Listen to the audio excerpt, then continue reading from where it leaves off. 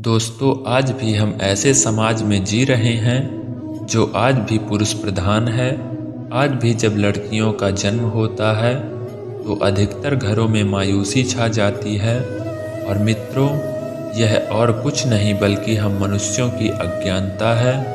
लड़की को बोझ समझते हैं, परंतु आपको जानकर हैरानी होगी कि लड़की का जन्म हर घर के किसी न घर में होता है, बल्कि घर के उसी के घर में होता है जो भाग्यशाली होते हैं और अपने पुण्य कर्म अर्जित किए होते हैं। और आज हम आपको यही बताने जा रहे हैं कि भगवान कैसे घरों को लड़की का जन्म देने के लिए चुनते हैं और वह कौन से पुण्य कर्म है जिसकी वजह से कोई भी इंसान बेटी को माया बाप नहीं बनता है। नमस्कार दोस्तों, विनय चैनल पर आप सभी का स्वागत है। अगर आप भी श्री कृष्ण के भक्त हैं तो कमेंट में जय श्री कृष्ण जरूर लिखें। तो चलिए शुरू करते हैं आज की प्रस्तुति। दोस्तों, भगवान श्री कृष्ण से अर्जुन से पूछते हैं कि माधव किन कर्मों के कारण किसी घर में पुत्री धन की प्राप्ति होती है, अर्थात कैसे घरों में बेटियों का जन्म होता है। तब श्री कृष्ण अर्जुन से कहते हैं, यह पार्थ, अगर किसी के घर बैठे ही भाग्य अच्छे होते हैं तो बिटिया सौभाग्य से, और जो भी स्त्री या पुरुष अपने पूर्व जन्म में पुण्य कार्य अर्जित किए होते हैं उन्हें ही एक बेटी के माता पिता होने का सौभाग्य प्राप्त होता है। बेटियों को जन्म के लिए उन्हीं घरों को चुना जाता है जो बेटियों का भार सहन कर सकें, क्योंकि तीनों लोगों में स्त्री अर्थात बेटियां ही ऐसी होती हैं जिसका भार हर कोई सहन नहीं कर सकता। वह बेटियां ही होती हैं जो इस सृष्टि को निरंतर चलाती हैं, माँ होने के लिए अपना सर्वस्व न्यौछावर कर देती हैं। हे अर्जुन, पर जिस दिन इस सृष्टि में बेटियों का जन्म लेना रुक जाएगा उस दिन धीरे धीरे इस सृष्टि का अंत हो जाएगा। मित्रों, भगवान श्री कृष्ण के इन बातों पर गौर किया जाए तो उनका कहा बिल्कुल सही है, क्योंकि बेटियां अगर नहीं होंगी तो किसी का भी वंश आगे नहीं बढ़ सकता। दोस्तों, आपने भी कई लोगों को कहते सुना होगा कि जिस घर में बेटी का जन्म होता है वह घर स्वर्ग के समान होता है, क्योंकि बेटा तो केवल एक कुल को रोशन करता है, बेटियां तो दो कुल का रोशन करती हैं। माता पिता के घर वो बेटी के रूप में अपने उत्तरदायित्व का निर्वहन करती हैं, तो ससुराल आकर एक बहू के रूप में सारे कर्तव्यों का पालन करती हैं।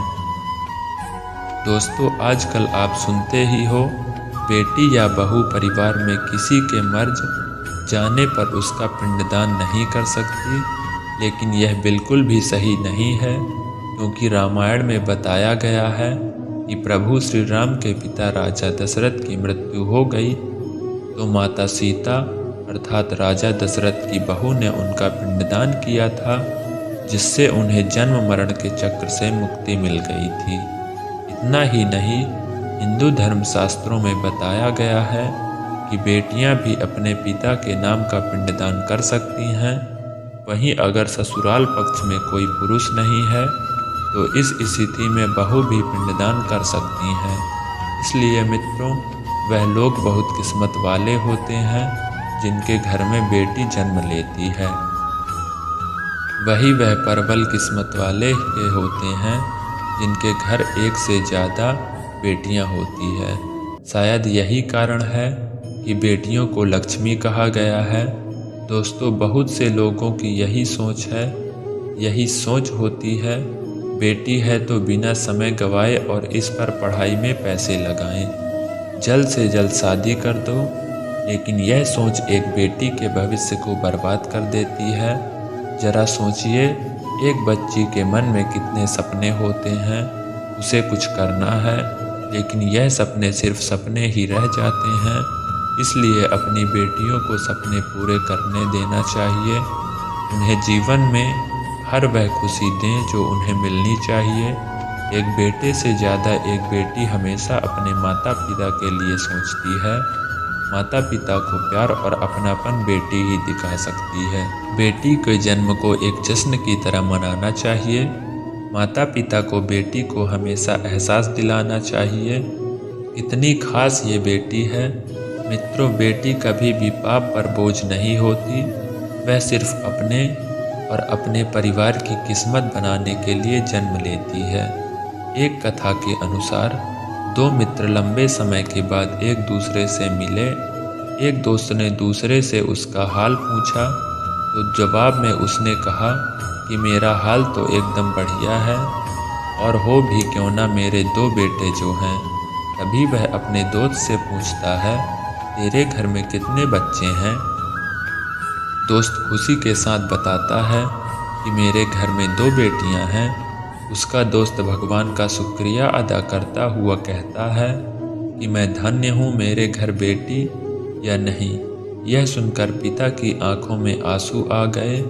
तभी उसकी बेटी पिता के मित्र से कहती है कि अंकल, भगवान हमेशा भाग्यवान को ही बेटी देते हैं, कभी गरीब को बेटी के रूप में माता लक्ष्मी नहीं देते। भगवान उसी को पुत्री का सुख देते हैं जिसके अंदर पालने की सामर्थ्यता होती है, जो गरीब होकर भी अपनी बेटी को पाल सकता है। एक बार स्वामी विवेकानंद वैष्णो देवी की सीढ़ियां चल रहे थे। बगल में किसान अपनी बेटी को कंधे पर बिठाए चढ़ाई चढ़ रहा था।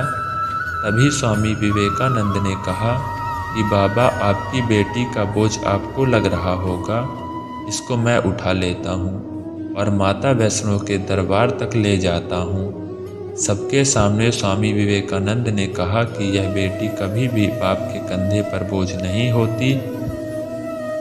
बेटियां अगर बाप के कंधे पर हों तो वह हर बोझ को हल्का कर देती हैं। मित्रों को बेटियों कभी भी धन की भूख नहीं होती, जो सिर्फ मांग और सम्मान की भूखी होती हैं। अब सोचने वाली बात है कि कौन से कर्म के बाद आप किसी के घर लड़की के रूप में जन्म लेते हैं और उनके घर के लिए लक्ष्मी का रूप साबित होते हैं। जरूर पुराण में बताया गया है, जब आत्मा को नया जन्म मिलता है तब आत्मा को शरीर के अनुसार व्यवहार में चलकर अपने कर्म करने होते हैं। शरीर के जरिए कर्म करके ही एक आत्मा अपने जन्म के उद्देश्य को सार्थक भी बना सकती है और निरर्थक भी। यदि कोई पुरुष महिलाओं का आचरण करता है, स्वभाव में महिलाओं वाली आदतें ले आता है या वही काम करता है, तो जो एक महिला को करना चाहिए वो ऐसे ही पुरुष को आत्मा मिलती है।